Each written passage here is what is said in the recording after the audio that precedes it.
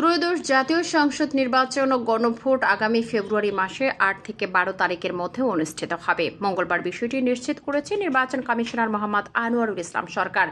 তিনি বলেন, ৮ ফেব্রুয়ারি থেকে ১২ ফেব্রুয়ারির মধ্যে সংসদ নির্বাচন ও গণভোট অনুষ্ঠিত হবে।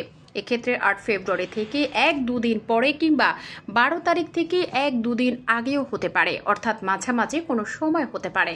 ফেব্রুয়ারি ৮ তারিখ রোববার এবং ফেব্রুয়ারি ১২ তারিখ বৃহস্পতিবার, সে হিসেবে মঙ্গলবারের দিকে সংসদ নির্বাচন হতে পারে ইঙ্গিত দিয়েছেন তিনি। এদিকে তফসিল আগামী সপ্তাহের রোববার ভোট নিয়ে কমিশন সভা অনুষ্ঠিত হবে। সেখানে সব তারিখ নির্ধারণ করা হবে। এক্ষেত্রে ২-৩ দিন সময় রেখে বা বৃহস্পতিবারের দিকে তফসিল ঘোষণা করা হতে পারে। অন্যদিকে ভোট গ্রহণের সময়ও একটা বাড়ানোর কথা ভাবছে ইসি। নির্বাচন কমিশনার আনোয়ারুল ইসলাম জানান, যেহেতু গণভোট ও সংসদ নির্বাচন একদিনে হবে, তাই গোপন কক্ষের সংখ্যা বাড়ানোর কথা ভাবা হচ্ছে। আবার ভোটের সময় ১ ঘন্টা বাড়িয়ে ৯ ঘন্টা করা হতে পারে। এজন্য সকাল বিকেলে ২ দিকেই সময় বাড়ানোর কথা ভাবা হচ্ছে।